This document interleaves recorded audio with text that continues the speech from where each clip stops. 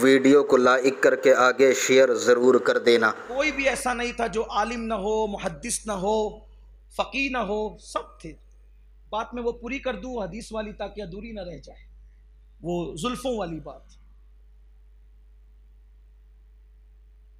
کہ حضرت نصیر الدین چراغ دہلوی سے پوچھا گیا کہ یہ جو مرد لوگ زلفیں رکھتے ہیں، بال رکھتے ہیں، تو ہم نے سنا ہے کہ یہ ترک والے، ٹرکی لوگ رکھتے ہیں، یہ سنت نہیں ہے، یہ ترک والوں کا طریقہ ہے،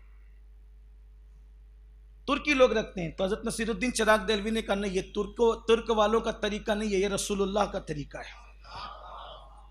اور ہمارے حضرت سے مراد شیخ الاسلام والمسلمین، سلطان الاولیاء، سلطان المشائخ، سیدی محبوب الہی نظام الدین اولیاء رحمۃ اللہ علیہ، بڑی ہستی، بڑا نام ہے محبوب الہی،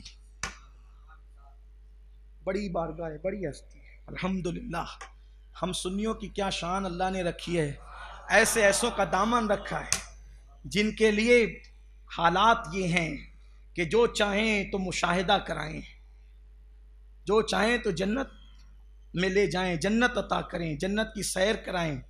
اللہ تعالیٰ نے بڑے مرتبے ان کو عطا فرمائے۔ تو حضرت نصیر الدین چراغ دہلوی نے فرمایا حضور کی سنت ہے زلفیں رکھنا، اور جو زلفیں اپنے کندھوں پہ چھوڑے، تو حضرت محبوب الہی فرماتے ہیں جس نے سنت نبوی کے مطابق اپنے بالوں کو اپنی پشت پر چھوڑا، اللہ قیامت کے دن ان کا حشر محسنین کے ساتھ فرمائے گا، اہل احسان یعنی ولیوں کے ساتھ فرمائے گا۔ پھر محبوب الہی نے فرمایا اس حدیث کو شائع کرو اور کثرت سے بیان کرو اور اس کو عام کرو، اس لیے کہ اس حدیث میں مجھے کوئی شک نہیں ہے، کیونکہ یہ حدیث میں نے ڈائریکٹ اللہ کے رسول سے سنی ہے۔ یہ حضرت محبوب الہی فرماتے تھے۔ تو محدثین اور صوفیہ کا فرق یہ ہے کہ وہ مخالف نہیں ہے، لیکن صوفیہ کی رسائی بڑی ہے، جن کو لوگ تانا دیتے ہیں کہ یہ تو ملید ہے اور یہ تو ہے۔ اسی لیے محدثین والی حدیث صوفیہ تو بیان کرتے ہیں، لیکن صوفیہ جو بیان کرتے ہیں وہ بہت سارے محدثین کو ملتی نہیں ہے، اس لیے کہ یہاں بہت قیودات ہوتی ہے نا، یہ ان کے اسناد وغیرہ کے معاملے ہوتے ہیں۔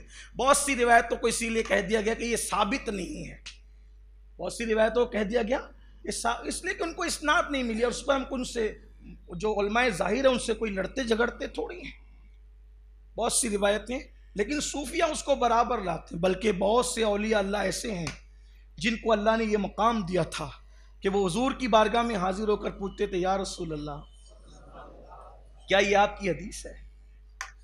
یہ بھی بات ہے، بڑی شانیں ہیں ان کی۔ تو محبوب الہی کہتے ہیں میں نے خود سنی۔ اب آپ کہیں گے کہ محبوب الہی نے کیسے سنی؟ محبوب الہی تو 7ویں صدی کے بزرگ ہیں، رسول اللہ کا وصال تو 11 ہجری میں ہو گیا تھا، تو کیسے سنی؟ تو ہمارے بزرگوں نے فرمایا آج بھی ولیوں کا آنا جانا رسول اللہ کی بارگاہ میں لگا رہتا ہے۔ اب آپ کہیں گے کہ یہ کیسے ہوتا ہے؟ بات تو یہی ہے کہ ہر بات کیسے ہوتا ہے وہ تھوڑی پتہ چلتا، جب تک آدمی اس منزل پر قدم نہ رکھے نا، یہ بات وہ ہے، یہ بات وہ ہے۔ بہرحال تو امام حسن بصری سے لے کر خواجہ نصیر الدین چراغ دہلوی تک علم کے معاملے میں کوئی بھی کم نہ تھا، لیکن امام حسن بصری سے لے کے نصیر الدین چراغ دہلوی تک کسی نے تصنیف نہیں چھوڑی، یعنی مستقل کوئی کتاب نہیں لکھی۔ بزرگوں کے ملفوظات جمع کیے، وہ ملفوظات بزرگوں کے ہیں، ان کی مستقل تصنیف نہیں ہے۔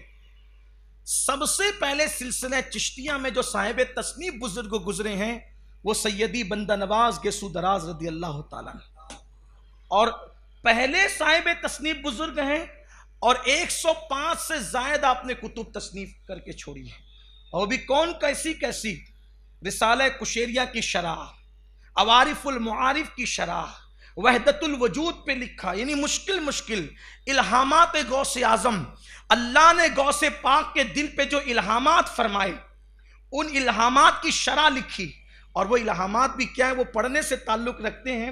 سرکار غوث پاک جو اللہ تبارک و تعالیٰ سے الہامی حوالے سے جو گفتگو فرماتے تھے. دیکھو اللہ سے ڈائریکٹ کلام کوئی غیر نبی تو نہیں کر سکتے، یہ اہل سنت کا عقیدہ ہے، لیکن جو آپ کے دل پر اللہ نے الہام فرمائے اس کو جمع کیا گیا اور اس کی شرح سرکار بندہ نواز گیسو دراز رضی اللہ تعالیٰ نے کی. جیسے کہ ہم کہتے ہیں نا، ایک بار غوث پاک نے پوچھا اللہ میں تجھے کہاں ڈھونڈوں، تو کہاں ہے؟ تو اللہ نے فرمایا کہ عبد القادر جیلانی مجھے غریبوں کے پاس تلاش کر تو مجھے وہیں پر پالے گا. تب یہ ڈائریکٹ گفتگو تھوڑی ہوئی ہے معاذ، یہ الہام کہتے ہیں، الہام ہوا آپ کے قلب پاک پر. اسی طریقے سے ہم کہتے ہیں نا اللہ پاک غوث پاک سے فرماتا ہے عبد القادر تجھے میری قسمیں کھا لے، عبد القادر تجھے میری قسم. تو یہ ڈائریکٹ گفتگو نہیں ہے، الہام ہے.